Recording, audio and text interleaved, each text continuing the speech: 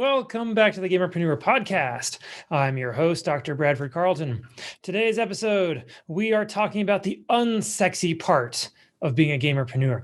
We are talking about those things that you have to do. We know we have to do. We've got to get them done, yet nobody really wants to do them. So in this episode, I'm going to be showing you exactly what you need to do in order to make sure that you as a gamerpreneur are set up properly in order to be able to grow your business the way you need to.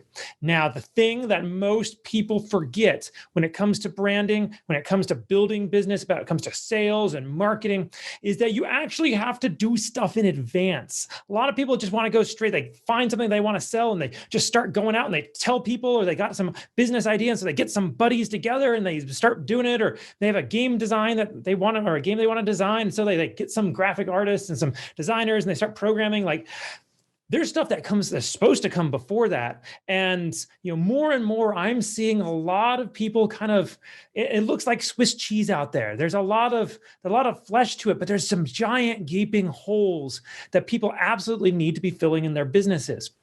Now, I'm going to go ahead and give that wonderful disclaimer. I am not an attorney. I'm not allowed to give legal advice. I can't tell you what you should do or you should not do. What I can tell you, though, is that you have to have certain things in your business. If you have questions, go seek advice of counsel.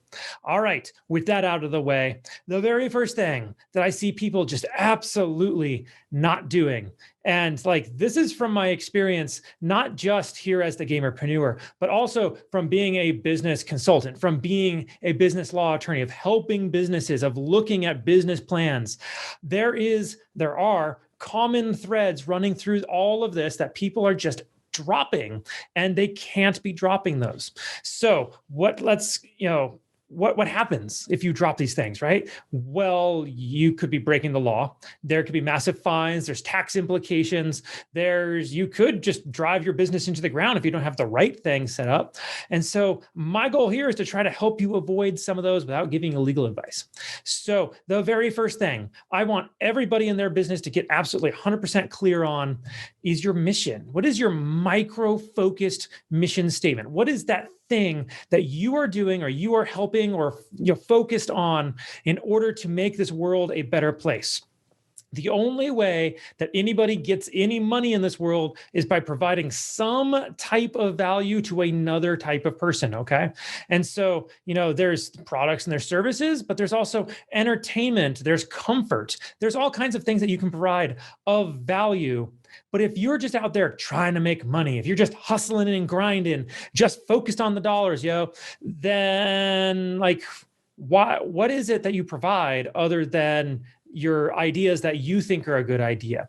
You need to base everything that you're doing off of some just dry, crusty mission statement, something that just, I help people. Okay. And how do you help them? And why are you helping them? What are you helping them from? What are you saving them from? If you can define those things, it makes it much easier to figure out what kinds of products you're making, figure out what types of people you're selling to, and then the messaging that you're going to put out there. If you can figure out what your mission is, that micro-focused mission statement, you can build on top of that and build on top of it your entire business structure.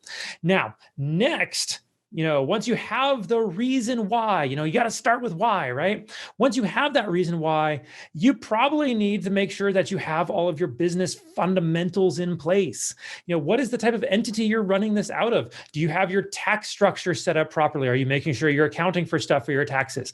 Like in the streaming space, I see streamers not understand that some of the things that they're doing could be tax deductible if they treated themselves like a real business, as a real media outlet. Instead, they're buying stuff, paying out of their own pocket for it, and it may not be tax deductible. Again, talk to your accountant, talk to your attorney. I can't tell you what, right? But there may be advantages to maybe making like an LLC and then using that LLC to purchase your equipment. And then you can put out services and product. And sure, the money has to come into the LLC, but then, you have stuff that's tax deductible. Now you're using after tax dollars to pay for stuff. And that's usually a win-win. So that's kind of the next step. And then after you've got your micro-focused mission statement, you've got your business fundamentals. So that's a business entity, the tax stuff, your business team. So your attorney, your accountant, you need an attorney and accountant. I don't care who you are. I don't care how much money you're making. pay the money, okay? Pay for that tax preparer, pay for someone to review your documents for you, making sure you're not breaking the law, because either you pay for it now or you really pay for it later. And that's what I saw when I was an attorney all the time. I'd see business owners coming in and they would all give me the same song and dance. I didn't want to spend the money on an attorney to write up this document for me. Well, you're now being sued for like a lot of money, and you could have fixed it all with that document way back when. So like, was it worth it? Well, that's up to you, right? So once you got that micro focus mission statement, once you've got the business formalities, from there, you need to make sure that you know who you're talking to. So, I see this so much, in the esports world. We're a business made by gamers for gamers. Well, which gamers? Well, people who are fans of esports. Which esport? Because, people who like Rocket League don't necessarily like League of Legends, don't necessarily like Overwatch, don't necessarily like, Super Smash Brothers. Who is it you're talking to? And if you don't know who that is, then you're in trouble. That's gaming, same for the business. It doesn't really matter what business. If you have your mission and you know who your audience is, it makes it so much easier to sell product to them, because you can make the product based on that mission and based on that audience. And then you hand it to them because they want it, not because you think that they want it, but because they want it and they've let you know that somehow. All right. And then even on the streaming side, like, why are you playing the games that you are? So many streamers I see are variety streamers, right? And I see so many variety streamers have a tough time breaking through any market. They're slowly picking up fans here and there who are liking them for their personality. But the thing is, a lot of people are bouncing around, finding the game they want to watch, and then figuring out if they like the streamer next. And then if they like the streamer, they might continue to follow that streamer.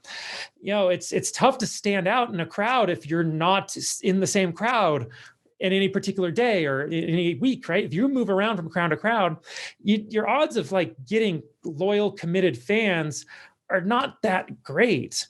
So you need to know who it is you are trying to appeal to. So this is the most fundamental stuff that I see over and over again. And it's really difficult for people who don't do these things. All right. Like I said, you either pay for it now by a little bit of time invested, maybe a little bit of money invested, or you pay for it later with years of activity and struggle and very little results. The vast majority of businesses, 8 out of 10 businesses fail in the first 5 years. Okay. The vast majority of streamers fail. Something like 80% get 5 or fewer viewers. The vast majority of them get 0 viewers. Esports, you'd be hard pressed to find somebody who could tell you where people are making money in esports. This whole sector, the video game sector, and like the people in it, not necessarily the publishers and the developers, the big guys, right? But everybody else in this space, we're all struggling to figure out how to make this work. And it's largely revolves around these fundamentals. So many people are just not paying attention to them because they're just trying to get to the next phase, the next step. And that is a horrible process, because you can't really focus on your marketing unless you know what your messaging is. And your messaging is based on that micro-focus mission statement. You can't really sell product to people unless you know what people you're selling product to. To be able to get followers, you have to have both of those things in place. So, these foundations, it's step one of what I have is a 9-step process that I use with businesses. And if you do not do step one, you're not really able to do the other 9 steps. So if that's interesting to you, if you think this stuff is kind of cool and like you really would like to learn a little bit more about business and how to turn whatever it is you have as a dream into some sort of reality, reach out to me. I'd love to chat. I'd love to walk you through this process and kind of give you that roadmap that you need in order to make something happen for you and your life. And how do you do that? Well, one of the best ways is you can DM me, you can send me a message. I'm available everywhere. And, I have a team that checks my messages for me. So they're always checking.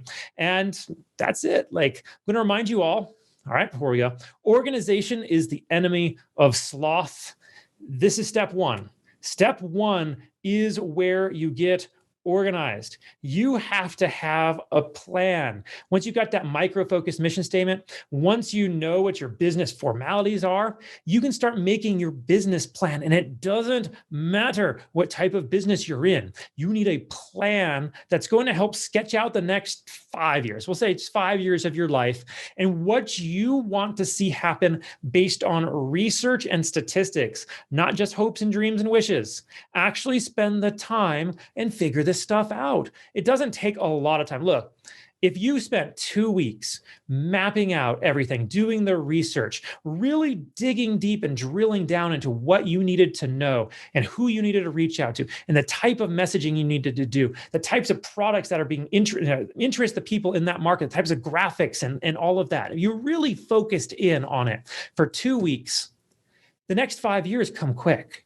But if you don't do that work, you're going to be struggling. You're going to be reinventing yourself over and over and over again over those 5 years. And at the end of the 5 years, you're going to be like, I don't know why nothing worked. I tried everything. You tried everything except the right things because you didn't put in the time to make sure you were organized in the first place. All right. That's what I got for you all today. I'm going to remind you all, don't be just a gamer, be a gamerpreneur.